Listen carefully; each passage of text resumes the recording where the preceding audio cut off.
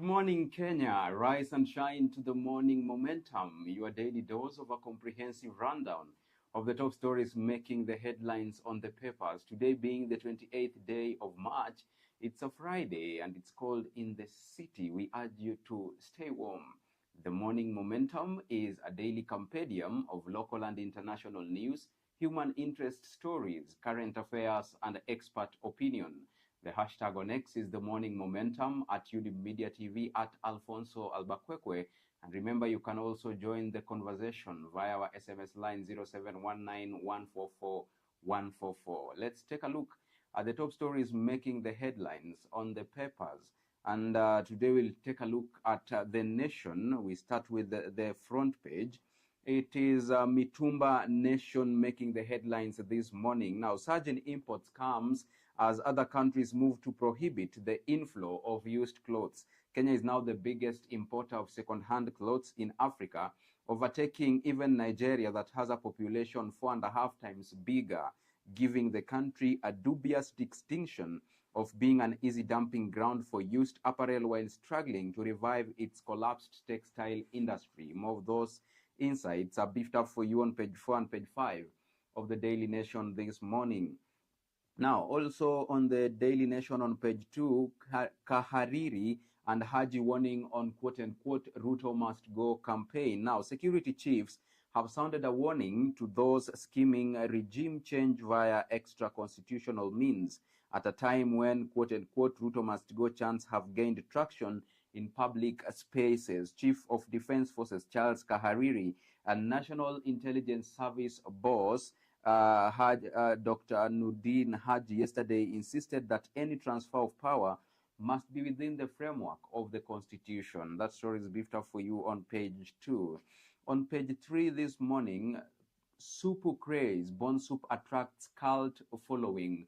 We'll take a look at that on page 3. And on page 16, why funding for varsity students is far from resolved. University students who are financed through the new funding model are still not out of the woods despite the Court of Appeal suspending an earlier High Court judgment that declared the model unconstitutional. On page 18 this morning, with USAID cuts, ARVs will only be available to the highest bidder. You will catch up with that on page 18. And on sports news this morning, it isn't me, top goalie, Matasi under probe for match fixing. That story is beefed up for you on page 59. Let's get up close and candid with The Nation on page 2. Kahariri and Haji weigh in on quote-unquote Ruto must go campaign. Now, the deployment of the military to quell protests last year has been questioned by the Senate, and chants expressing disaffection with the president have been witnessed in various nightclubs as well as during football matches. At a glance, here's what they said, and I quote General Charles Kahariri. So when some people say they are tired with this government, a government they elected on their own, and say must go, that must go, must be done according to the Constitution. That is General Charles Kahariri. And Nudin Haji, I quote, divisive politics has found a new breeding ground on our social media platforms. This is polarizing our people, end of quote. More of those insights are beefed up for you on page 2. Let's take a look at page 3. Supu craze, why Bon Soup is attracting a cult following. Nutritionists say the quality of the broth depends largely on the type of bones used. Food and nutrition experts warn that consuming the broth in large quantities could lead to health problems. Now, long queues from a butchery form at butcheries in Nairobi every evening. A visitor may at first wonder why meat has become a crowd puller. That is until one witnesses Bon Soup being served in cups. The soup is served hot, and as the people wait for it to cool, they eat mutura. And Ms. Shadrach Kiptum, who operates a butchery in Kasarani, says the business comes alive in the evening, and a large pan with cow hooves boiling is always outside the butchery. More of the insights are beefed up for you on page 3. The users say broth is good for all demographics, and restaurant prepared bone broth is fine, but always ask about its preparation. If you don't know what's in it, you lose control over its quality. The soup is suitable for all, but it may be particularly beneficial for children, pregnant women, and the elderly. For children, it introduces essential nutrients in an easily digestible form. More insights are beefed up for you on page 3. Let's take a look at page 4. Kenya tops Africa in importation of second-hand clothes. Now, Kenyans find used apparel more affordable. Successive governments have been making attempts to revive the textile industry in Kenya. That story is beefed up for you on page 4. At a glance, discouraging Mtumba imports a divisive topic. Attempts to curb the import of Mtumba have sharply divided the country's policymakers and economists since the country ended its import substitution program in the early 90s. While proponents argue that imported clothes are beneficial for consumers who can't afford expensive new clothes, opponents argue that it has killed the textile and apparel value chain, which has the potential to create millions of jobs, from the farmers growing cotton to workers in ginneries and salespersons in shops. That story is beefed up for you on page 5. We take a look at page 6 now. How Mountain reacted to Muturi sacking. Now, some leaders term firing of public service CS as long overdue, while others view the move as further alienation of the central Kenya region. The president dismissed Mr. Muturi on Wednesday and replaced him with Mbeere North MP Geoffrey Ruku. Mixed reactions greeted the sacking of Public Service Cabinet Secretary Justin Muturi in the Mount Kenya region, with some leaders terming it long overdue, while others viewed the move as further alienation of the region from President William Ruto's administration.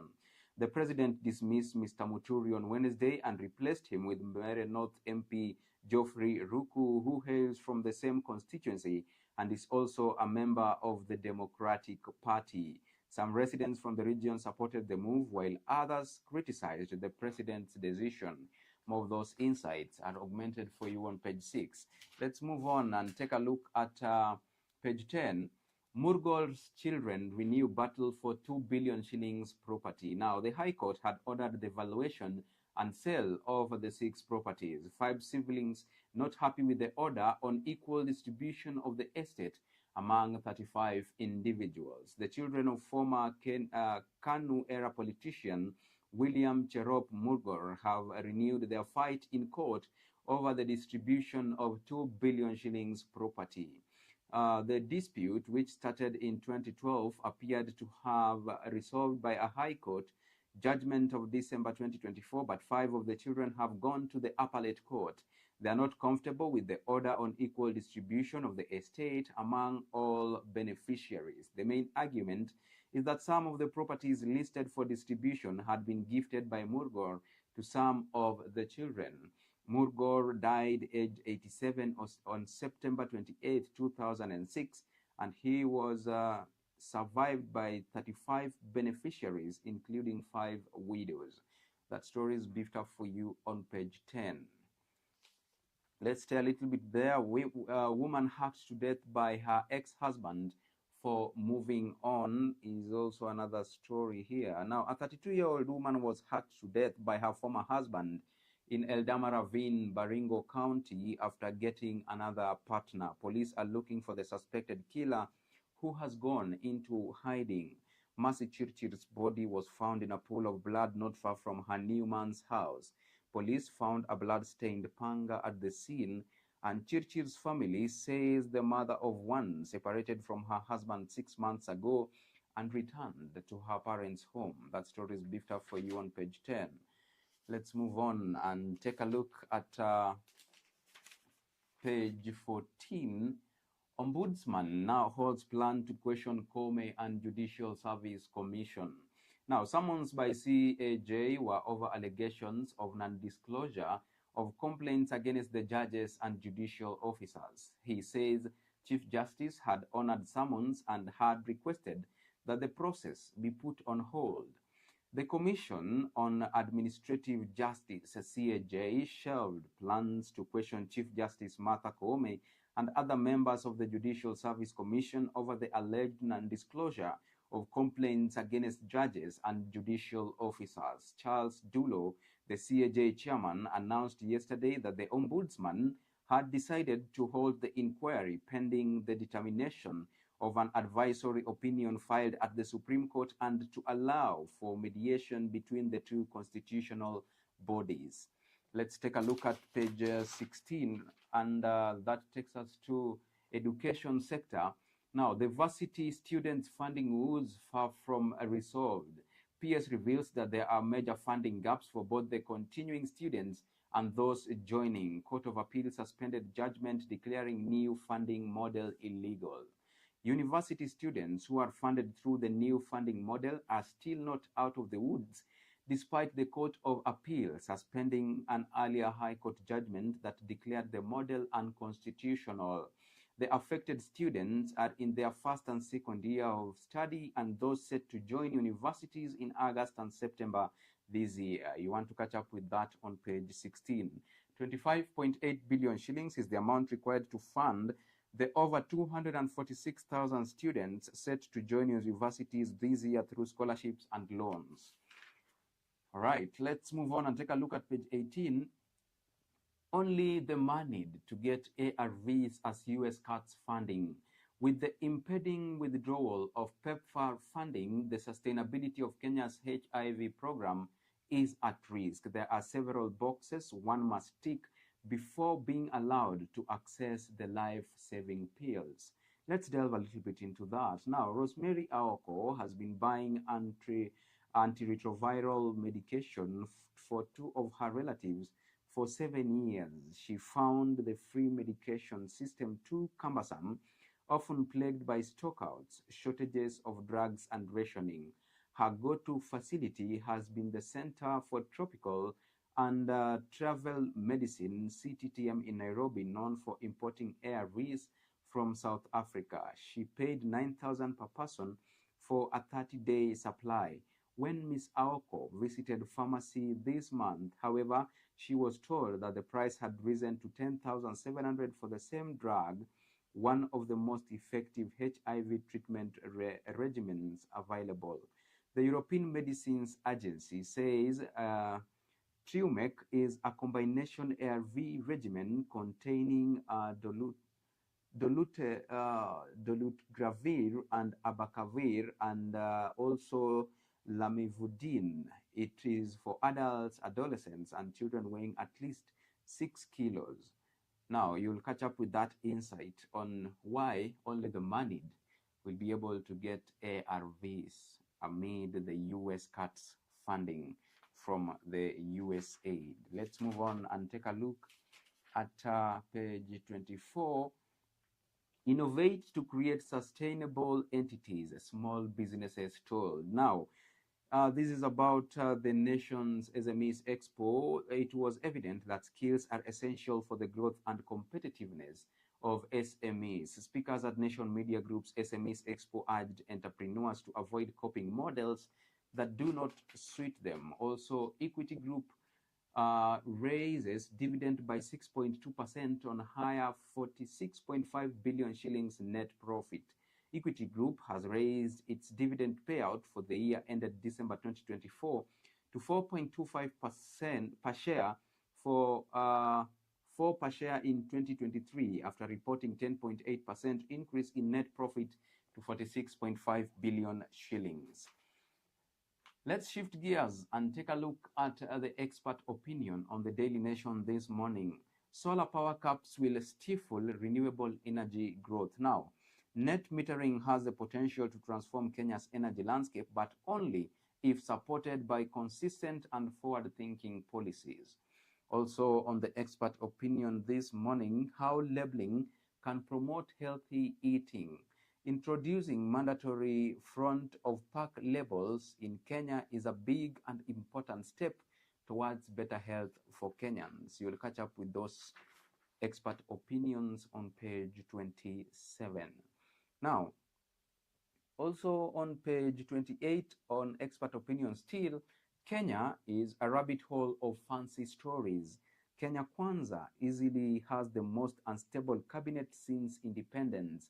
Tenures are awfully short, with cabinet secretaries in and out in the blink of an eye. You'll catch up with that on page 28. Let's take a look at page 29. Africa must reject imposition of sanctions.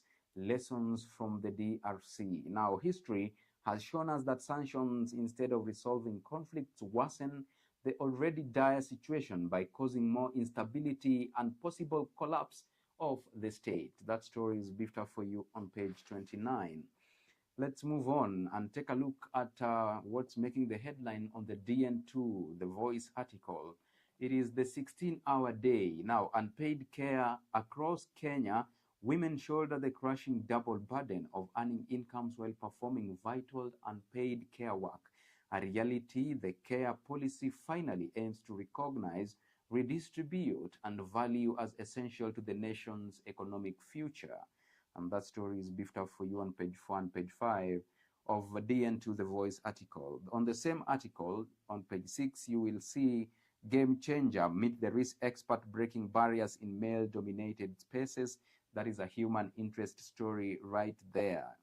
Now, let's move on and take a look at county news on the nation this morning. We start with Nyamira County, county of 2 assemblies, 2 speakers, and 2 clerks.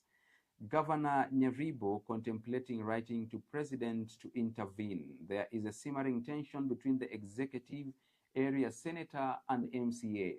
Now, Governor Amos Nyaribo is now contemplating writing to President William Ruto to appoint a special committee to manage Nyamira County affairs to consider a possible dissolution, revealing deep-seated divisions within the county leadership. The county boss appeared before the County Public Accounts Committee to respond to the 5.8 billion shillings audit query on the county budget for the 2023-2024 financial year, which was delayed due to the late submission of the audit report. Mr. Nyaribo, who had waited for nearly 5 hours before the committee led by Homa Bay Senator Moses Kajwang could begin, admitted that he did not know who the legitimate county clerk was until last week. This revelation reveals simmering tensions between the county executive, Senator Eric Okongo, and the members of the county assembly, much to the bewilderment of the senators. Briefly, in Nairobi County, special needs learners receive safety belts. More than 80 children living with disabilities at Songa Mbele na Masomo Learning Center, located in Nairobi's Mukuru, Kisii area, in South B Division, Starehe Sub-County, received a major boost to their education following a donation of safety belts for wheelchairs. The donation was presented by Irish national Ryan Tegan and a delegation from the British Airways cabin crew led by Chrissy Brooks. In Isiolo County, puzzle of MCA shot by lone gunman. An Isiolo member of the county assembly is hospitalized after being shot by a lone assailant in Isiolo town on Wednesday night. Burat Ward Representative Nicholas Lorot was reportedly driving near Northern Galaxy Hotel when the attacker drew a gun and fired several rounds. Isiolo County Commissioner Geoffrey Omoding said yesterday that the lawmaker was admitted to Kirua Mission Hospital in Meru and was out of danger. That story is beefed up for you on the county news on page 34. Let's move on and take a look at more county news on page 40. In Nairobi again, Kamuthi Society row with City Hall over 10 billion shillings land heads to top court. Now, on the contested land at residential and commercial properties, a public market as well as open plots. Kahawa West land has been the subject of an ownership dispute for 33 years. Court filings have revealed. So the land in question is 175 acres and it is in Kahawa West, and it has been the subject of an ownership dispute for 133 years. 1973 is the year when the City Council of Nairobi purchased 154 0.5 acres from Kahawa Farmers Cooperative Society. That story is beefed up for you on page 40. On page 41, subsidy paying for farmers as cheap fertilizer shortage persists. President William Ruto initiated the fertilizer subsidy program in 2022, and state has been distributing subsidized fertilizer based on registered farmers. 2,500 shillings is the price of a 50 kilo subsidized fertilizer at National Cereals and Produce Board stores. You'll catch up with that story on page 41. Also, Treasury at loggerheads with Salaries and Remunerations Commission on pension bill. The National Treasury and the Salaries and Remuneration Commission have sharply differed over a bill that seeks to introduce automatic cost of living adjustments to the pensions of all retired public servants. While the Treasury has opposed the Pensions Bill 2024, which also proposes using the most current salary applicable to a job group as basis for calculating pensions for retirees in that job group or its equivalent, the SRC has backed the proposals, citing disparities in pension payments for retired officers covered by the Pensions Act Cap 190. Let's take a look at world news now.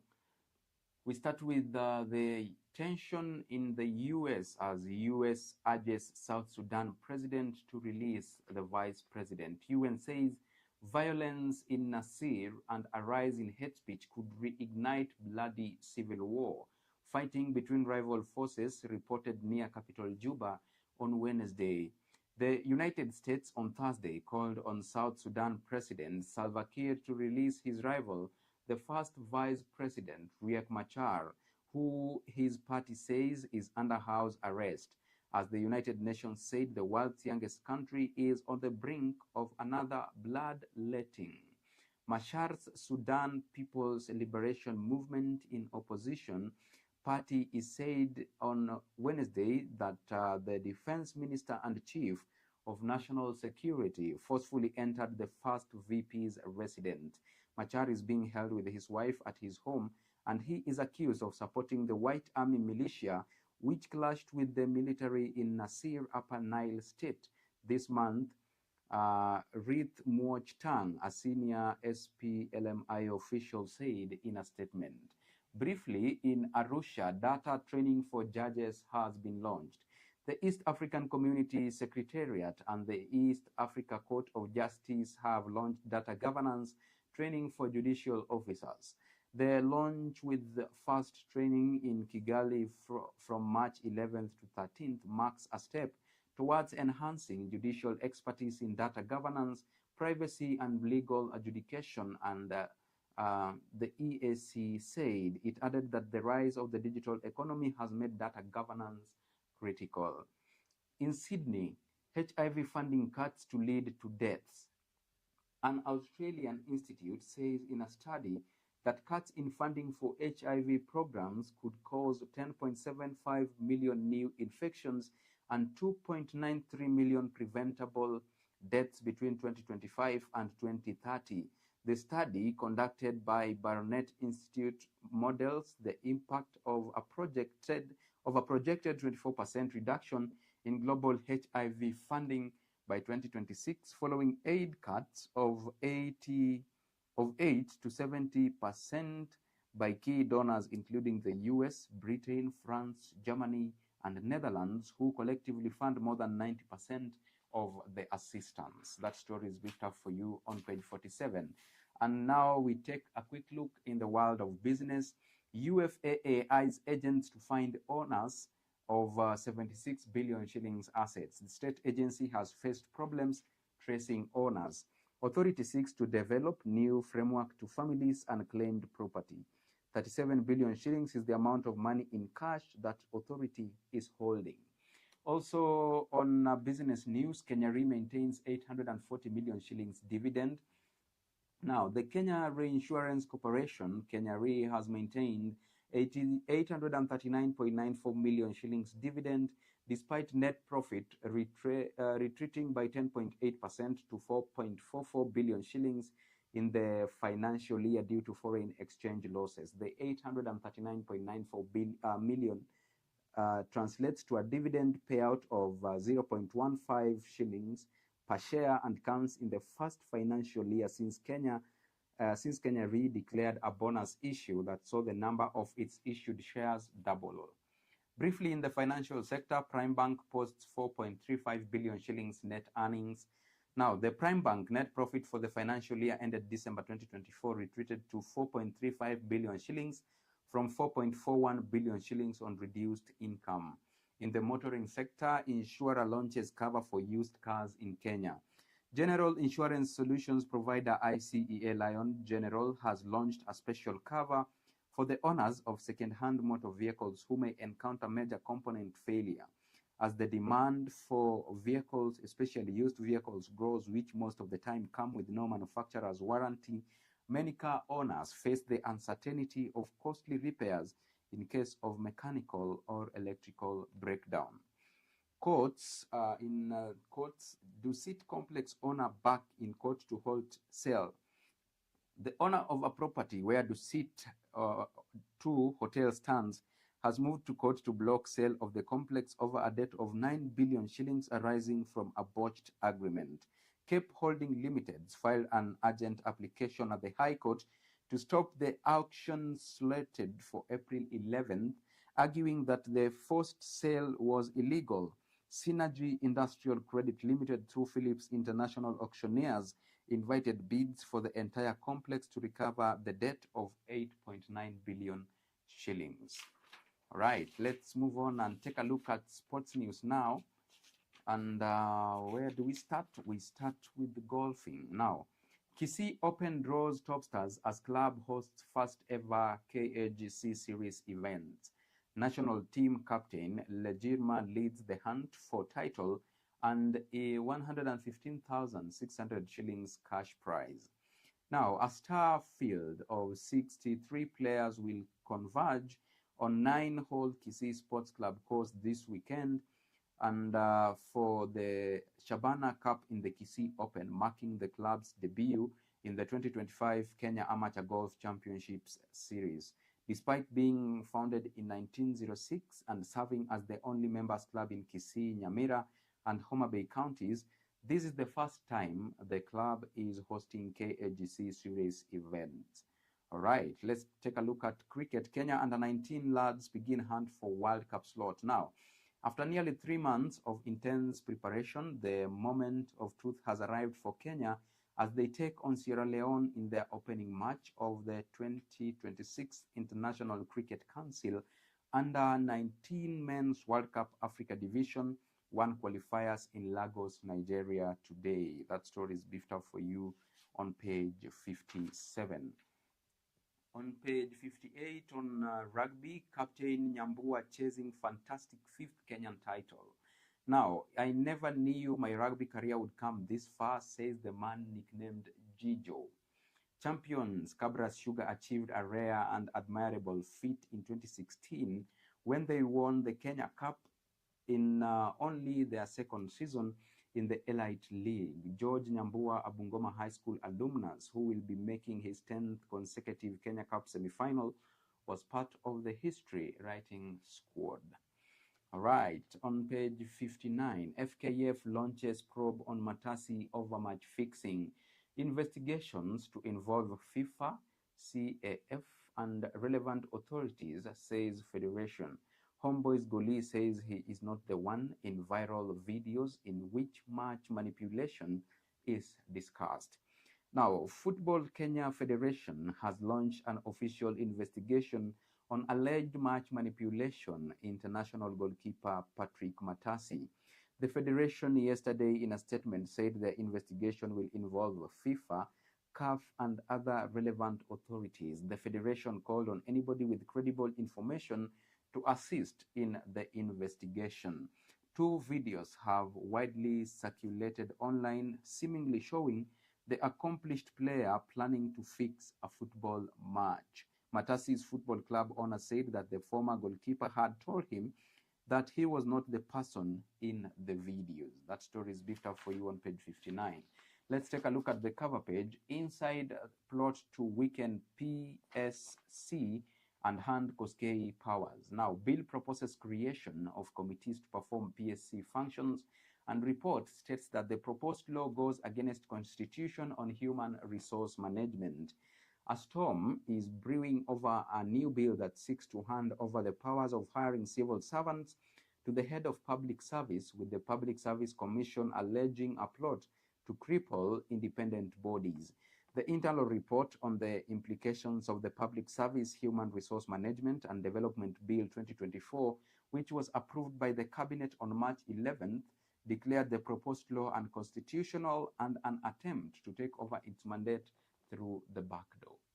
Now, with that story of the Public Service Commission, we come to today's end of the morning momentum. Thank you so much for choosing to stay with us and for watching the best youth television network in East and Central Africa, Younib TV. Our heartfelt gratitude also goes to all those who made this broadcast a success. Behind the lens, Raphael, Wangila, and the chief controller this morning has been Anifa, Kavira. My name is Alphonse, Ouma. See you on Monday, same time, same place. Until then, do have a beautiful weekend ahead of you.